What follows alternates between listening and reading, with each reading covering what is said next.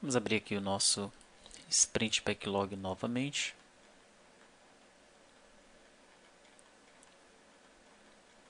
Chegamos aqui nessa parte dos dados inseridos pelo usuário.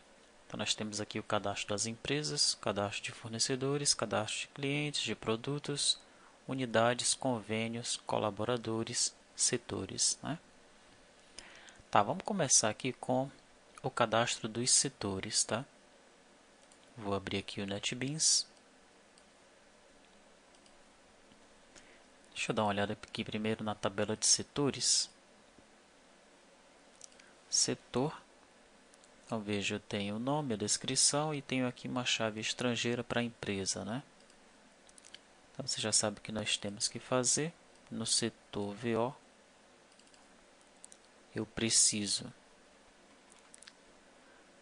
comentar isso aqui, essa empresa ID, e faço aqui o mapeamento para empresa ID aqui embaixo, né? Isso aí a gente já viu como é que funciona. Na minha parte cliente eu vou ter o setor grid controle e o setor grid. Esse cadastro vai funcionar apenas dentro de uma grid, assim como os cadastros de tipos, tá? Então, o setor grid controller também não é segredo. O que ele vai fazer? Vai ter o insert, o update, o delete. Vai chamar esses métodos aqui do lado do servidor. Setor grid.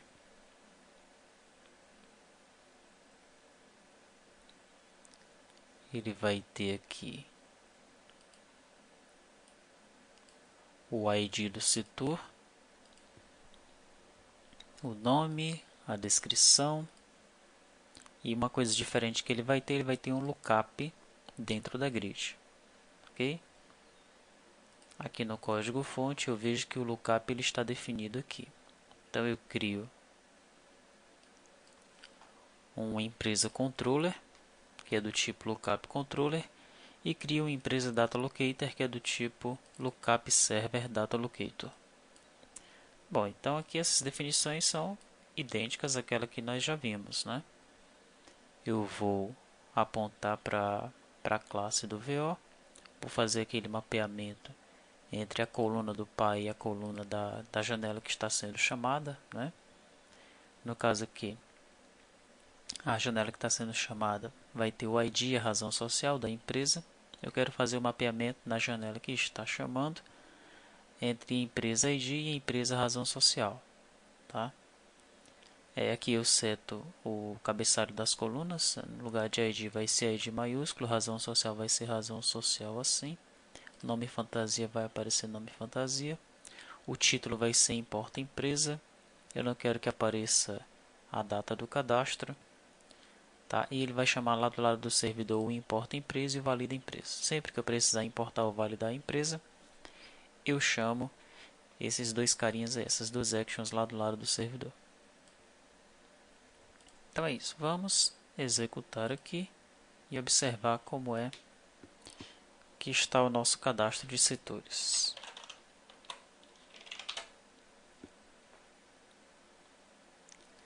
Então, cadastro pós, principais, setores, aí está. Informática, vendas, né? Posso adicionar mais um setor aí. Recursos humanos. E quando eu chego aqui na empresa,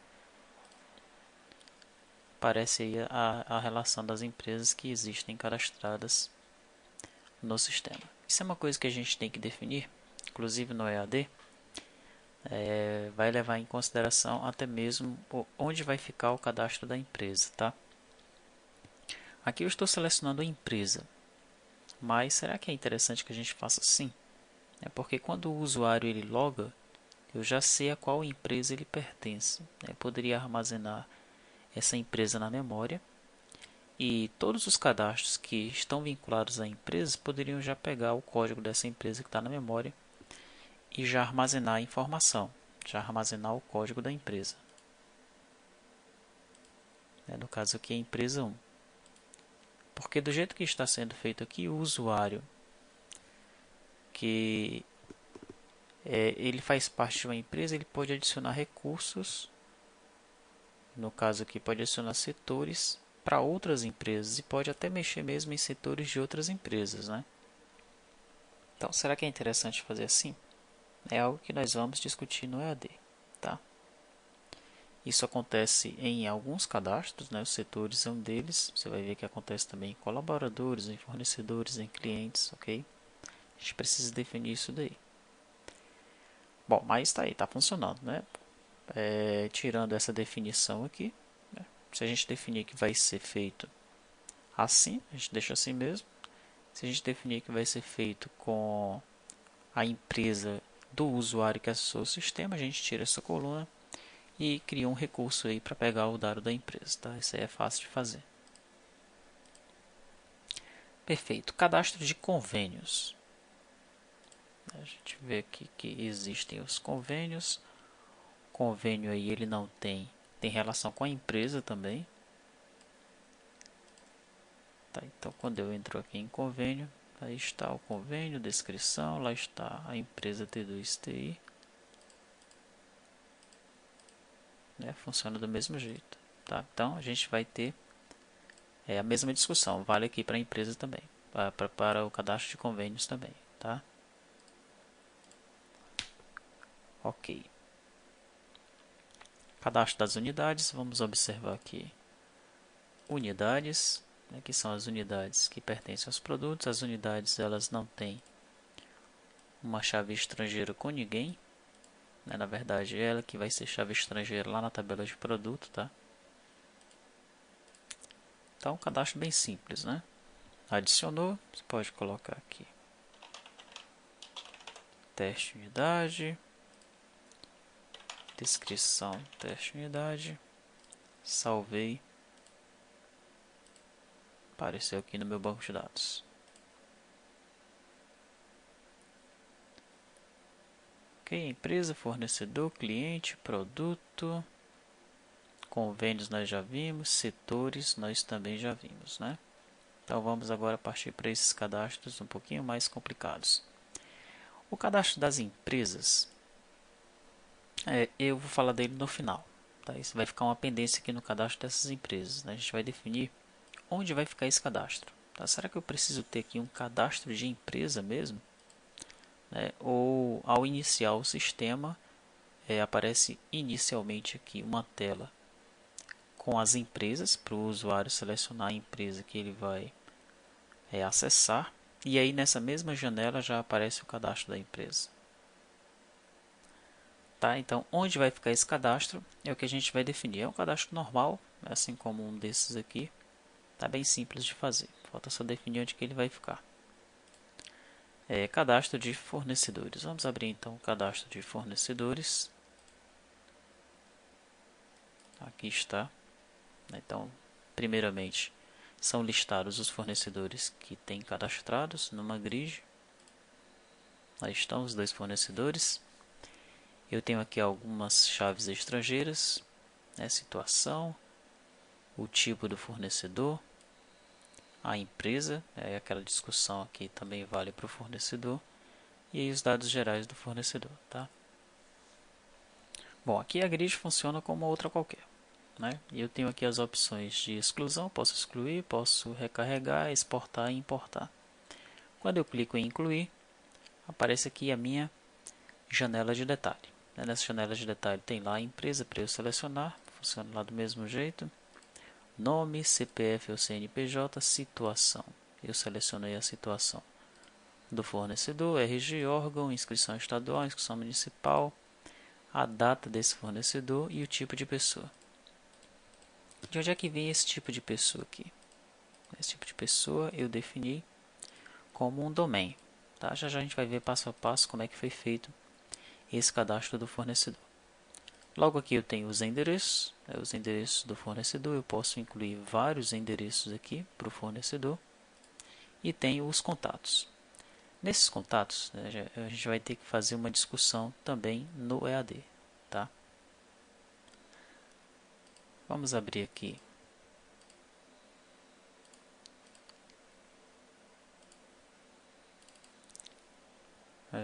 o nosso modelo de dados.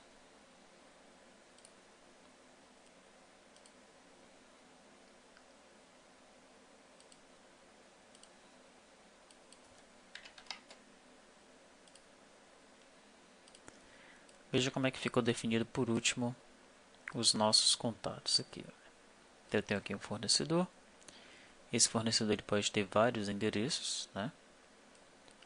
Logo depois eu tenho o fornecedor vinculado aos contatos. Um fornecedor pode ter vários contatos, tá? O contato ele pode ter vários e-mails e vários telefones, né? Sendo que aqui você seleciona um tipo de e-mail, seleciona um tipo de telefone, tá? Bom, a ideia que eu tive de fazer essa parte aqui foi a seguinte, parecida com o demo 40 do OpenSwing, tá?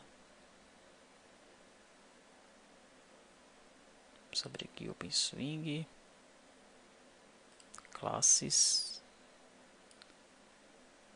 demo 40. Aqui está. Tá, então, o usuário ele abriria aqui. No caso aqui, e-mails, ele abriria com o mais, apareceria aqui os e-mails desse contato, tá?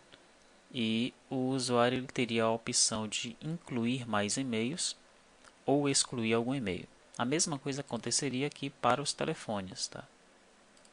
Então o usuário ele poderia inserir e excluir telefones aqui numa grid, abrindo aqui uma grid dentro da outra grid, ok?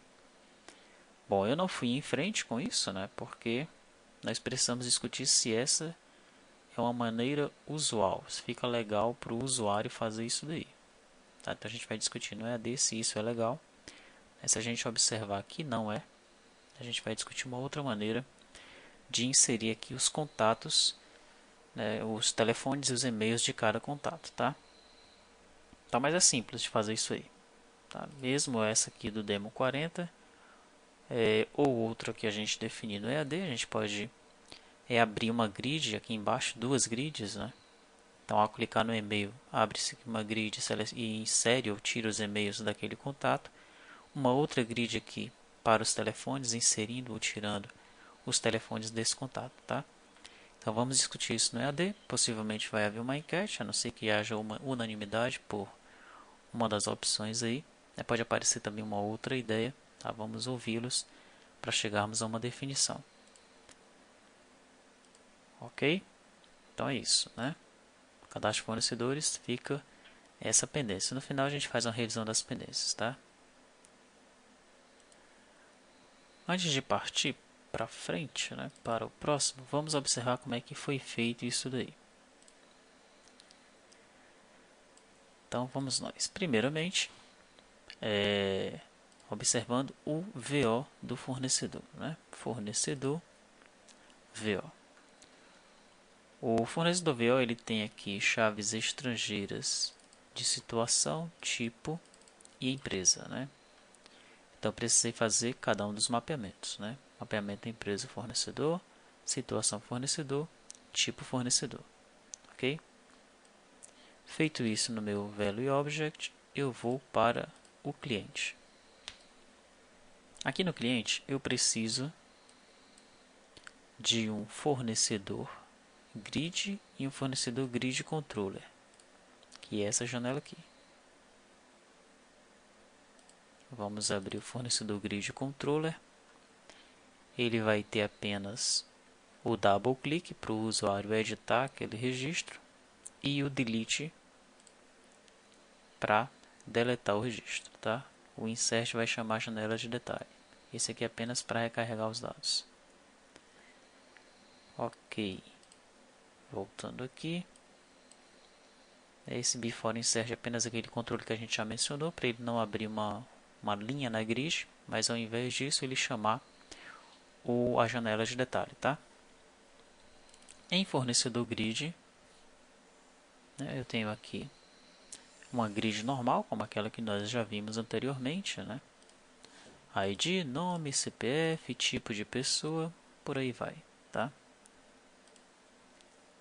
propriedades. As propriedades definidas aqui no meu grid control, eu vou ter o VO, que é o fornecedor VO, vou ter a minha função definida, que é a função fornecedor, e a vinculação com os devidos botões, tá? Então, essa parte aqui nós já tínhamos visto. Continuando, nós temos agora aqui um fornecedor detalhe. Temos um fornecedor detalhe controller. Só que agora nós temos outros dois controllers, né? Temos um controller para o contato e um controller para o endereço, ok? Então vamos abrir primeiramente o fornecedor detalhe controller, parecido com o que a gente já viu no detalhe aqui da agência banco, tá?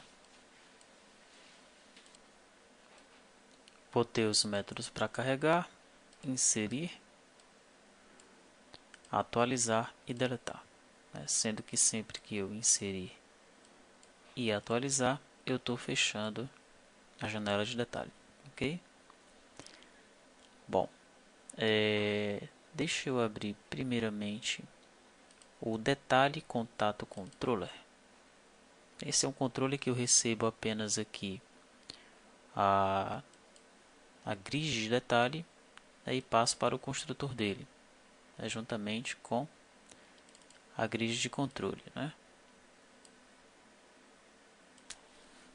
Ou seja, eu passo o próprio fornecedor detalhe, né, para o construtor dele e também a grid que está controlando, né, que estão aparecendo os contatos, no caso aqui, ok? A mesma coisa eu faço no endereço controller. Para o construtor dele, eu passo a janela fornecedor e a grid onde estão os endereços. Eu ainda não implementei os outros métodos, tá? Essas duas classes aqui elas estão incompletas, né? Eu preciso implementar o método de inserir, de editar, de excluir, ok? Que aparecem aqui nesses botões, ó. Tá? A gente também precisa controlar aqui quando eu estou aqui em modo de somente leitura, que também é para estar em modo de somente leitura, né? Ok? Perfeito. Isso aí é fácil de fazer, tá? Vamos abrir então o fornecedor detalhe. Esse aqui tem alguns aspectos diferentes, né, das outras janelas que nós já fizemos, tá? Bom, primeiramente, dentro do meu internal frame, eu defini um grid bag layout, um panel aqui em cima, e embaixo eu coloquei um JTabed pane. Esse componente você vai encontrar aqui dentro dos containers do Swing. Aqui, ó, esse painel tabulado aqui, ok? Então você arrasta ele para cá, para o internal frame, né, arruma o layout dessa grid bag layout para ficar assim, o painel em cima e a JTabed pane embaixo. Dentro dela, você vai colocando formulários, ok? Quando você põe um formulário, como é que você faz para colocar um formulário aqui dentro, né? Você clica aqui com o botão direito, adicionar da paleta Containers do Swing, Painel. Ele já adiciona o painel aqui, tá? Para você alterar esse nome, basta clicar dentro do painel e aqui no finalzinho vai ter aqui. Ok? Daí você começa a arrastar os componentes aqui para dentro. Tá? Ou então vai adicionando por aqui também. Adicionar a paleta OpenSwing Controls. Põe o list VO Control. E põe aí. Tranquilo? Então vamos tirar esse cara daí. Ficamos então com o geral, onde eu coloquei todos os controles padrões, né? Aqueles controles que aparecem lá na grid. Vamos conversar agora sobre esse tipo pessoa. Esse tipo pessoa é um combo box. Nas propriedades dele eu aponto para o tipo de pessoa. Em domain ID eu coloco tipo pessoa. Mas onde é que está definido esse domain ID aí? Esse domain ID está definido dentro do meu menu, tá? Tinha mostrado lá num dos primeiros vídeos que existiam alguns domains aqui. Eu criei dois domains. Um tipo de pessoa, ele vai armazenar F no banco de dados, mas ele vai mostrar para o usuário física. Ele vai armazenar J mostra para o usuário, jurídica. E coloquei o dos tipos sanguíneos que vai aparecer no cadastro do colaborador. Aí ele armazena A+, mostra mais, armazena B+, mostra B+, por aí vai. Tá? São os tipos sanguíneos. Tá, e para você usar isso aí, basta informar esse carinha aí, tipo pessoa, né?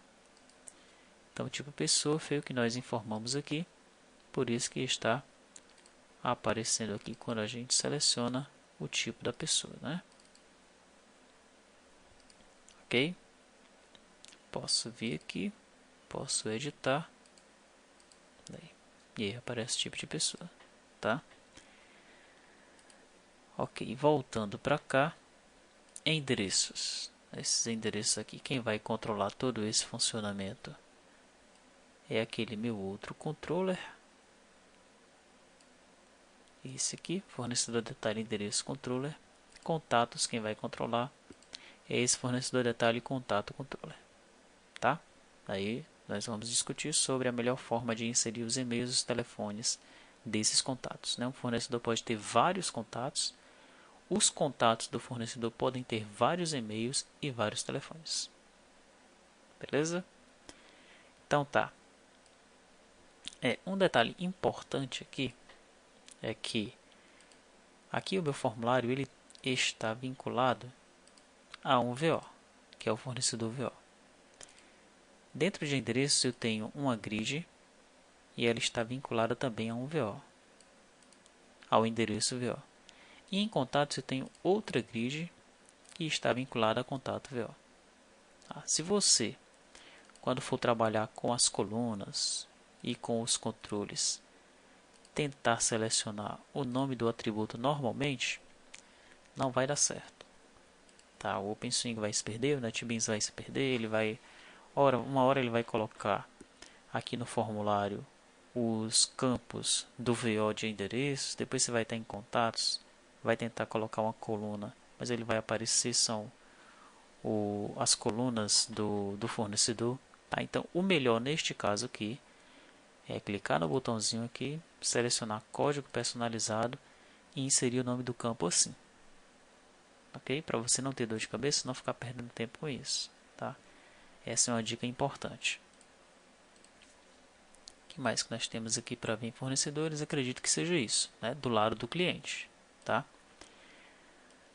Para isso aí funcionar, eu venho na minha fachada, coloco o método getFornecedor, se a gente já sabe, ele instancia o fornecedor grid controller, né? O fornecedor grid controller instancia o grid fornecedor e o grid fornecedor já tem lá um método para carregar os dados na grid. Bom, do lado do servidor, o que é que eu precisei fazer? Na minha Action Classes, eu precisei inserir as classes do fornecedor, que são essas aqui. Tá? Eu tenho uma classe para deletar da grid, uma classe para carregar na grid, uma classe para carregar no formulário de detalhe, para inserir no formulário de detalhe, atualizar e deletar no formulário de detalhe. E tem uma classe para carregar o endereço do fornecedor e os contatos, os endereços do fornecedor e os contatos do fornecedor. Tá? Essas classes elas estão aqui, cadastros servidor. Tá? Então eu tenho lá fornecedor, contato, grid, load, action. O que é que faz esse carinha aí? Ele está selecionando todos os contatos de contato VO como contato. Observe que eu não estou filtrando nada aqui, né? Eu estou selecionando todos os contatos. Tá? Então todos os caras que estiverem cadastrados aqui em contato, eles estão sendo carregados lá. No caso aqui está sendo carregado apenas esse João. Ok? Então a gente vai descobrir como é que a gente faz para filtrar esses dados, né? É simples, né? Você vai colocar um array aqui, tá? E vai filtrar apenas os contatos do fornecedor. A mesma coisa acontece com o endereço, né? Fornecedor, endereço, grid, load, action. Estou chamando aqui load endereço do fornecedor, mas eu não estou filtrando ainda, tá? Então estão aparecendo lá todos os endereços. Ok? Quando nós fizermos lá as definições dos contatos, a gente conclui isso daí. Enquanto isso, você pode ir brincando, né? Pode ir brincando para ver como é que filtra entre fornecedor, os endereços do fornecedor, os endereços do cliente, tá? Perfeito. Tem um fornecedor grid delete action. Essa aqui a gente já viu como é que funciona, né? Ele vai apenas excluir um registro da grid. O load action, a gente também já viu isso como funciona. Esse aqui é do endereço. Esse aqui, fornecedor grid load action. Ele vai selecionar todos os fornecedores, né, sendo que ele está carregando um bloco, tá? Um bloco de 50 registros por vez. Muito bem. Do lado do detalhe, né, eu tenho um delete no detalhe. Esse delete não está sendo utilizado. Eu apenas estou implementando aqui, mas eu não estou colocando na minha janela de detalhe um botão para exclusão. Tá? Aqui eu já perdi a conexão. Por isso que aconteceu essa mensagem aí. Insert action. Ele vai inserir. Insert fornecedor detalhe. A gente já viu como é que funciona. Load action no detalhe nós também já vimos como é que funciona. Né? Isso aqui vale para as explicações que foram vistas a respeito do agência banco detalhe. Tá? E o update também a mesma coisa. Né? Sendo que nesse caso aí eu tenho o valida empresa. Né? É isso, valida empresa. Isso, valida empresa. E o valida situação.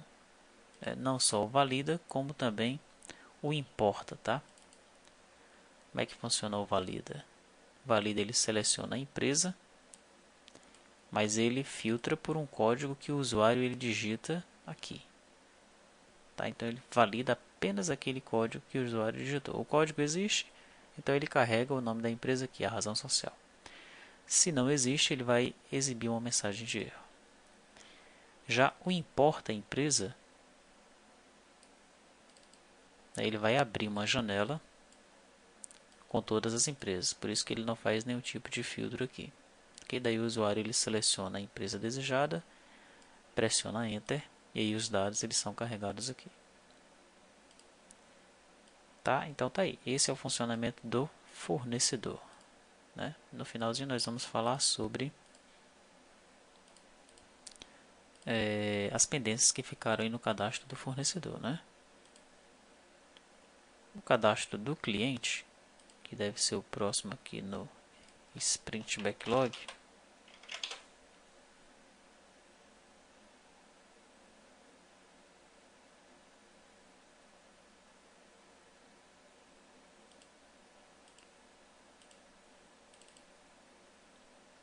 Aí está, né, cadastro de clientes.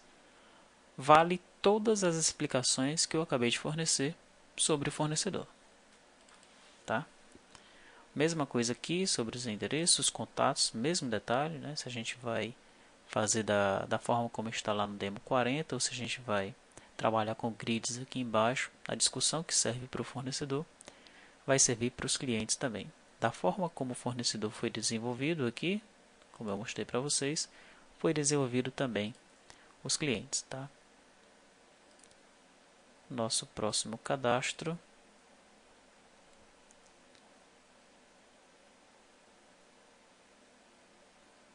Cadastro de colaboradores. Vamos entrar aqui então no cadastro de colaboradores. Tá. Então, também praticamente a mesma coisa, né, do cadastro de fornecedores e clientes. Ok? Sendo que aqui, além daquela discussão dos contatos, nós vamos ter uma outra discussão, que é a discussão a respeito do usuário. Observe aqui, no nosso modelo de dados, que eu tenho o colaborador. Vinculado ao colaborador, eu tenho o usuário. E aí vão existir aqui as funções daquele usuário. Tá? Então a pergunta é a seguinte: eu devo colocar o usuário aqui dentro, quando o colaborador ele for inserido, ou eu devo ter uma opção para cadastrar os usuários? Porque nem todo colaborador vai ser usuário do sistema. O cara lá que é zelador, por exemplo, possivelmente ele não vai utilizar o sistema. Né? Então fica essa decisão para a gente tomar no EAD também, tá? Cadastro do usuário vai ser dentro do cadastro de colaborador ou vai ser fora? Quais são as implicações de deixar aqui dentro? Será que a pessoa que cadastra o usuário tem acesso ao cadastro do colaborador? Possivelmente sim, né? Quais são as facilidades de deixar esse cadastro fora? Quais são as vantagens de deixar ele dentro? Tá? É isso que a gente vai discutir e vai decidir no EAD. Aí depois eu implemento, mostro como implementei numa pequena videoaula e ponho o código-fonte para vocês. Né? Todas as pendências que estão ficando aqui, depois eu vou implementar numa videoaula também. Tá? Essa videoaula vai ser colocada no EAD para você baixar. Ok. Muito bem, então é isso, né? A minha sugestão é que você tente desenvolver um cadastro como esse do colaborador sozinho, do início ao fim. Tá bom? Ele tem alguns detalhes diferentes daqueles outros cadastros mais simples, tá? Então é importante que você faça um cadastro desse do início até o fim. Vai copiando, colando do que está sendo feito aqui, mas é legal que você faça do início ao fim. Primeiramente você pode copiar e colar mesmo as classes, né, como eu fiz lá naquele outro cadastro, e aí conseguir fazer que faça funcionar. Depois você tenta desenhar essa tela sozinho, que isso também é importante, tá? Porque vão existir algumas funcionalidades no seu próprio ERP que você vai ter que implementar, né? Então, se você souber desses detalhes, como desenhar a tela, como fazer a coisa do início ao fim, entendendo todo o fluxo, tá? Isso é muito importante, beleza?